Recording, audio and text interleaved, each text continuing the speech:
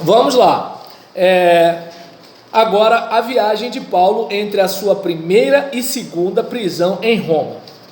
De acordo, com Oswaldo Roniz, no livro Geografia Bíblica, a gente observa, pela fala dele, que há evidências claras, pelo que encontramos nas chamadas epístolas pastorais, de que ele foi absolvido e que reassumiu o seu antigo trabalho de visitar as igrejas já estabelecidas e organizar outras novas, tendo sido preso novamente pouco depois. Você deve observar que Atos não fala de soltura e não fala de nova prisão. Mas, por exemplo, se você pegar um livro do Russell Shedd, Alegrai-vos no Senhor, você vai ver que Russell Shedd defende que Paulo escreve aos Filipenses a partir de uma prisão de Roma. E aí, continuando aqui, deixa eu ver, isso, há evidências claras, a partir das epístolas pastorais, de que ele foi absolvido e reassumiu seu antigo trabalho de visitar as igrejas já estabelecidas e organizar outras novas, tendo sido preso novamente pouco depois. Este período entre a sua primeira prisão em Roma e a segunda é coberto de incerteza quanto às suas atividades e os lugares onde elas foram exercidas, de modo que o itinerário que se segue é apenas uma conjectura. Ou seja, ele tenta perceber algumas informações a partir das cartas que são escritas. Por isso que ele está deixando claro que são conjecturas. Bem, Colossos teria sido o seu novo campo de trabalho após a libertação da sua primeira prisão em Roma, segundo se conclui em Filipenses 1:22. Alguém pode ler Filipenses Filipenses capítulo 1, versículo 22?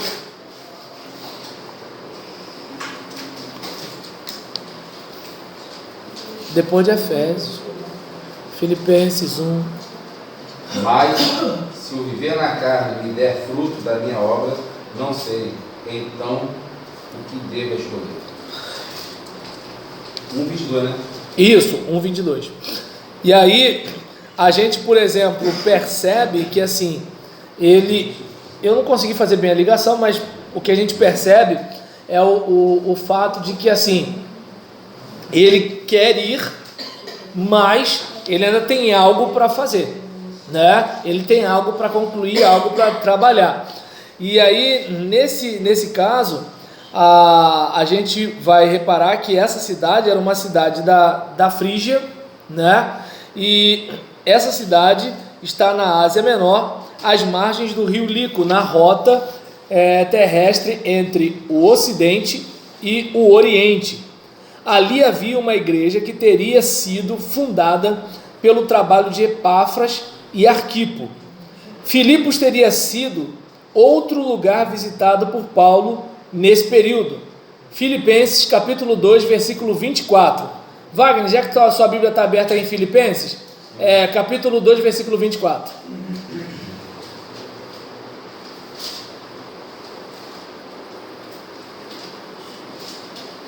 Mas confio no Senhor, que também eu mesmo, em breve, irei ter convosco. Filipenses 2:24.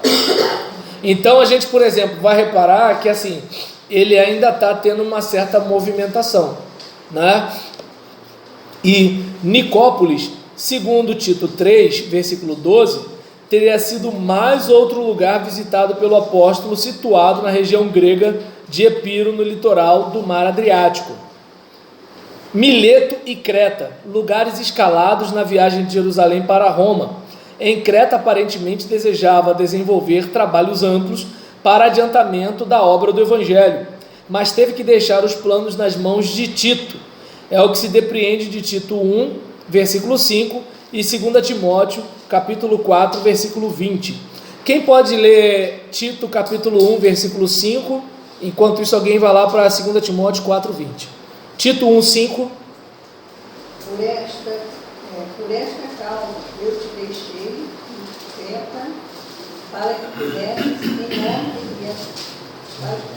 ordem as coisas restantes, bem como em cada cidade constituísse presbíteros presbíteros, conforme te prescrevi. Então, por exemplo, a gente vai reparar que assim, olha, eu preciso que você resolva algumas coisas em Creta que não dá para resolver. 2 Timóteo 4,20 diz o quê? Erasto ficou em Corinto e deixei Trófimo doente em Mileto. Então a gente, por exemplo, percebe que, olha, alguém ficou em Mileto, né, para dar continuidade ao trabalho. Troas. Pelo que se lê em 2 Timóteo 4,13, parece que Paulo teve que deixar apressadamente este lugar, pois pede a seu jovem companheiro que traga a Roma, onde está preso, a sua capa e os pergaminhos deixados ali. Né? Você deve lembrar que assim, parece que de repente deve estar tendo uma necessidade, mas ele não teve tempo de se preparar para ela. Então, olha, deixei minha capa lá, você vindo, por favor, traz também os livros, principalmente os pergaminhos e assim por diante, que assim, não deu, né, para eu trazer tudo para cá. Éfeso. A suposição é que Paulo tenha sido preso em Troas e levado para Éfeso para um interrogatório prévio antes de ser remetido a Roma. O ministério de Paulo estava já no fim. Nero estava no trono do império naqueles dias. E no frenesi de sua loucura, incendiou a cidade de Roma, atribuindo a culpa aos cristãos, o que provocou a terrível perseguição neroniana. Certamente, o bravo soldado de Cristo pereceu na onda desta perseguição. E assim terminamos o nosso breve estudo de geografia bíblica. Então, isso aqui digamos, é um pouco, né, daquilo que o Oswaldo Roniz quis compartilhar com a gente, para a gente pelo menos ter um pouquinho de noção de algumas coisas que acontecem. Por exemplo, como eu disse, né, no início do nosso trabalho aqui, Deus chega para Jonas e fala assim: olha, vai para Nínive. E aí Jonas vai para Tarsis. Na nossa cabeça, onde é Nínive e onde é Tarsis? Quando você olha o mapa, você tem pelo menos uma noção. Então é importante a gente olhar para isso, para ver o seguinte: espera aí, o que esse cara fez, né? E aí, digamos, e quanto ele gastou para fugir da presença do Senhor? Embora possa ser absurdo fugir da presença do Senhor, mas ainda assim ele gastou recurso para isso. E dependendo de para onde ele foi, ele morreu no dinheiro. Olha quanta coisa enriquece a pregação. Entende como é que é o negócio? Então é um tipo de situação que pode ser chato para a gente. Até porque a ideia de cidade, de nação, não era como é hoje. Hoje a gente tem o quê? A gente tem bairro, município, estado, país, uma coisa mais ou menos assim. E a Bíblia tem situações em que o cara é rei de uma cidade, né? O cara é líder só de uma província, a nação é só tantos grupos e não sei o que. Então existem coisas que seria interessante a gente ir tentando se adaptar, porque é uma distância. O mundo de lá não é o mundo daqui, né? É como quando eu converso com as pessoas sobre interpretação bíblica. Gente, observa bem, Paulo não chega, né, para Tito e fala assim: Tito, fala para os escravos, todo mundo deixando a casa dos seus senhores, porque Deus não quer um homem oprimindo o outro.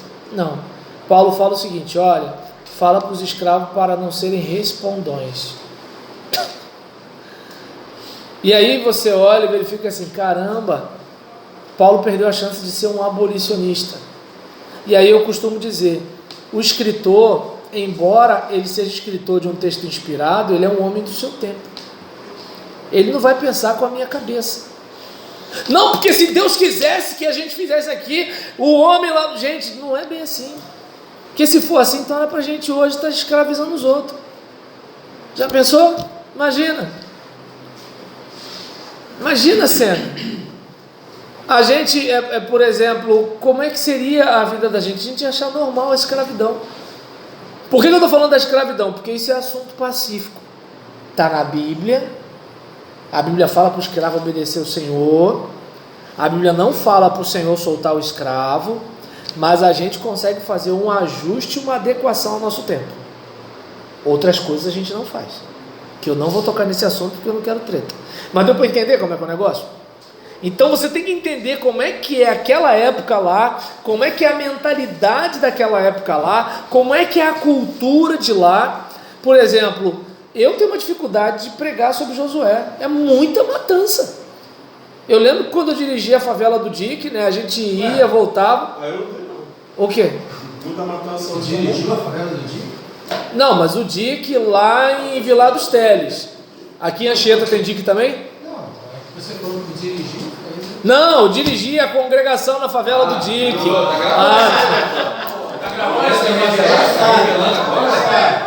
Meu Deus do céu. Aí, é mole. Aí nesse caso, por exemplo, tinha vez que a gente ia, né? E assim, aí daqui a pouco passa um corpo boiando no rio. Aí eu não esqueço o dia, né? Que tô eu indo visitar uma dona, né? Ela tomou. Tá. Ela tomou uma decisão por Jesus, né? E aí nisso. E tem mais de 20 anos. Ninguém mais tá. Deixa pra lá. Aí nesse caso, né? Aí, por exemplo, a dona tomou uma decisão por Jesus. Aí eu todo animado, né? Seminarista, né? Aquela coisa todinha. Fui atrás dela, visitar, não sei o que. E quando eu tô indo lá nesse dia, aí ela tinha caído na besteira de dizer para um moço, um menino lá, que era filho da vizinha, né, que tinha acho que subido no telhado dela, né, e acho que quebrou, não sei o que, alguma coisa assim. Ela falou que ia chamar a polícia. Não preciso contar o resto. Aí, né, aí imagina a cena, tô eu indo visitá-la, né, e aí tem um rapaz batendo um papo com ela, né, explicando a ética do contexto, aquele negócio todinho, né, passando uma flanela numa ferramenta reluzente, e eu lá com a Bíblia na mão, pensando assim, o que é que eu estou fazendo aqui, Jesus? Né? Então, outro dia, eu estou ministrando, né, conheceram o NEB? Ouviram falar de NEB? NEB, Núcleo de Estudo Bíblico. Então, conhece ainda? Poxa, legal. Eu tenho a fita de VHS lá em casa ainda. Não tenho onde tocar, mas eu tenho a fita. E aí nisso, que era a fita de treinamento, estou eu lá dando estudo bíblico. Aí de repente eu escuto pá, pá, pá. Né? E naquela época, policial corria com o famoso 38, né? Aí eu olhei na janela assim, eu vi aquele negócio brilhando assim e tal. Aí a moça assim, continua, irmão, continua. E aí Jesus, o que mesmo? Eu falei, caraca, a moça está acostumada, eu estou nervoso aqui, né? E aí, por exemplo, você está num contexto como esse, né? De uma situação que você não sabe se intervém, se não intervém. Numa outra, você está ministrando, tem um negócio desse, outro dia passa alguém boiando. Aí eu estou indo para a congregação e eu fico assim, meu Deus, não deixa o noiado achar que eu sou alguma coisa, não deixa ele ter uma alucinação e, né? Porque o cara tá doidão, ele pode ver qualquer coisa, né? Pode ver Papai Noel, Gnomo, Jesus, ele pode ver qualquer coisa, né? E aí nisso eu falei, meu Deus, e tal, indo eu e minha esposa, 1 ano só de casado na época, né? E aí diante de uma situação dessa, aí eu vou pregar sobre Josué. Aí eu lembro como se fosse ontem, Roberta hoje é casada, mãe de filho, aquela coisa todinha. Roberta tinha acho que 11 anos. Mas como é que pode esse negócio de Deus mandar matar e tudo? Aí eu pensei assim, meu Deus, como é que eu explico para essa menina de 11 anos sobre a matança no livro de Josué, num ambiente cercado de violência, de morte, um lugar onde, por exemplo, o único braço do Estado que chega é o da polícia, né? E assim, um lugar totalmente desassistido, cercado de valão por um lado, para o outro, né? E aí, como é que eu explico Josué aqui? Confesso, para mim foi difícil. E eu comecei todo animado. Eu preparei um plano de pregação. E o tema da levada, tinha aquela época da Renascer, ano de não sei o que lá, ano de não sei o que. Aí eu falei, vou imitar esses negócios aqui. Vou fazer, né, guerreiros para esse tempo. Acho que, se eu não me engano, acho que eu parei em Jericó, eu parei em Ai mesmo. Não deu para ir até o capítulo 24, não deu. Porque quando a Roberta perguntou sobre a matança, eu falei, como é que eu explico a matança? Num ambiente que a matança é um negócio comum, mas ao mesmo tempo é doloroso. Aí eu não sei se deu para perceber, você está como pregador para fazer ponte entre o mundo da Bíblia e o mundo das pessoas. Você não está no púlpito, você não está na igreja para forçar a barra de um ponto de vista. Você está lá para garimpar e trazer para cá. E não trazer a cultura. Você está para trazer os valores. A cultura de lá fica lá. Que nem outro dia eu cheguei para a Gisélia e falei assim, não tem aula de Roberlan sem falar da Gisélia, né? Aí nisso eu cheguei para a Gisélia e falei assim, Gisélia, Sara chamava Abraão de Senhor. E ela, eu não sou Sara. E aí eu voltei para a minha insignificância. Então, eu não sei se dá para perceber que assim, a gente precisa entender que é importante você conhecer aquele contexto. Em vez de olhar para aquele contexto com as lentes norte-americana, batista do sul dos Estados Unidos.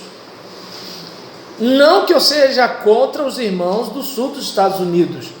Eu só estou dizendo que nós não somos estadunidenses, nem somos do sul dos Estados Unidos. Então é importante a gente poder entender que nós precisamos nos aproximar do homem da Galileia, sem o filtro europeu, sem passar pelo denominacionalismo norte-americano, sem passar pelos batistas brancos escravocratas que chegaram ao Brasil. A gente tem que ir lá e pesquisar lá e entender lá, porque senão a gente vai defender que o cantor cristão é inspirado como as escrituras, a gente vai defender, né, que por exemplo, o culto cristão tem que ser com piano e com órgão, instrumentos, né, europeus. Então, assim, a gente vai ser contra palmas quando o Antigo Testamento não é, e o Novo Testamento se omite, não proíbe, mas a gente tem uma herança de um perfil de igreja, e aí a gente colocou esse negócio de que se bateu palma é oba-oba, falar aleluia é coisa de pentecostal. Então o Apocalipse está cheio de pentecostal e Salmo está cheio de pentecostal. Então eu não sei se dá para perceber, né? Assim, a gente às vezes cria um monte de coisa pelo fato da gente não considerar o contexto da época, né? A gente não considerar a vida daquela gente ali. E a gente tem que fazer isso por quê? Para a gente pegar os princípios e entender o que está acontecendo lá. Por isso que quando, por exemplo, tem cristãos que são afogados por causa de heresia, eu não vou tacar pedra nos reformadores magisteriais que, de certa forma, teve uma aliança política que os reformadores radicais não tiveram e que por isso pagaram o preço. Por que eu não vou criticar? Era o que eles tinham para fazer, era a mente que eles tinham. Lutero e Calvino e Zwinglio, eles tinham essa familiaridade com o aspecto político, e isso possibilitou algumas coisas que eles fizeram para a reforma protestante.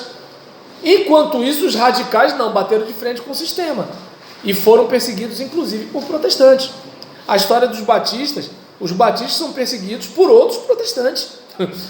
Entende? Então os congregacionais que têm problemas lá na Inglaterra vêm para cá e querem atrapalhar Roger Williams de fazer um trabalho batista aqui. Ou seja, a gente quer liberdade aqui para ser do nosso jeito, né? É como, por exemplo, o crente que quer se meter na questão do casamento gay do ímpio, quando o crente tinha que se preocupar com os gays que estão dentro da igreja, mas ele está se preocupando com o gay lá de fora. Isso é se meter na vida dos outros.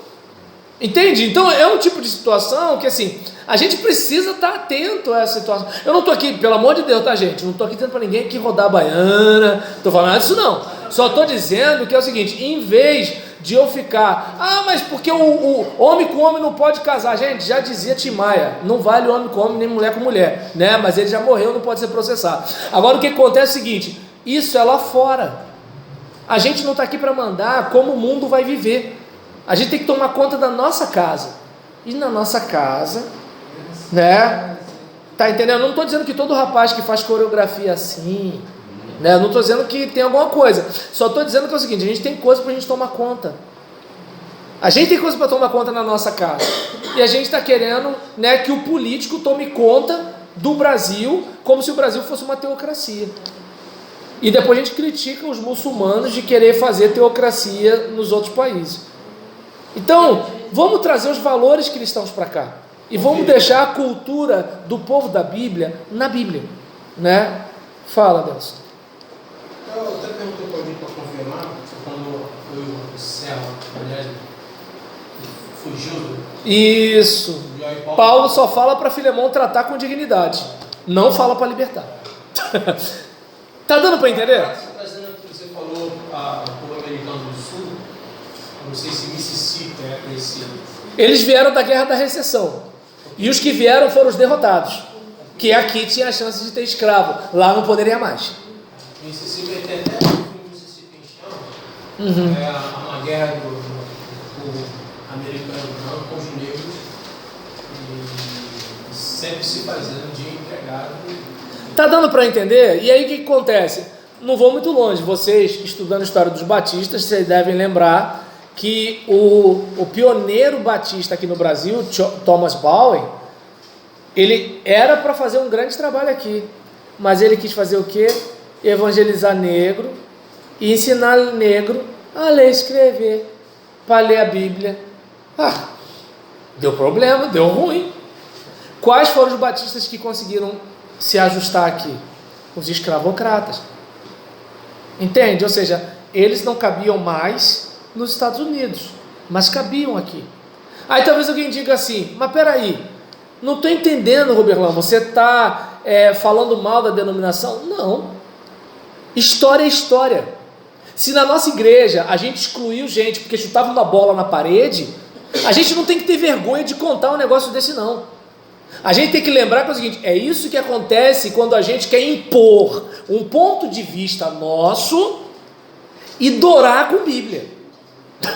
Esse é o problema. Quando, por exemplo, a gente não vê nem a bola na Bíblia, né? Tudo bem, tem o parabola, mas para quem não consegue entender de acento. Aí nesse caso, então, é um tipo de situação, né? A gente tem que olhar para trás e aprender com os nossos erros. É como quando na aula de História dos Batistas eu falo sobre a parceria entre batistas e maçonaria. Eu não estou entrando no mérito do que é a maçonaria. Não estou entrando no mérito. Só que é o seguinte, eu não vou fingir que não existiu. Existiu. E diga-se de passagem, quem lê o livro, né, quem leu o livro O Mulato, de Machado de Assis, vai se situar nisso que eu estou dizendo aqui, que, por exemplo, se você não é católico, a maçonaria é uma força, cara. É uma força. Lutero, se não fosse os príncipes do Sacro Império Germânico, ele teria um pouco de dificuldade, né? da Germânia, perdão, né? Então assim, se ele não tivesse ali os príncipes alemães, ele teria dificuldade. Por que John Huss?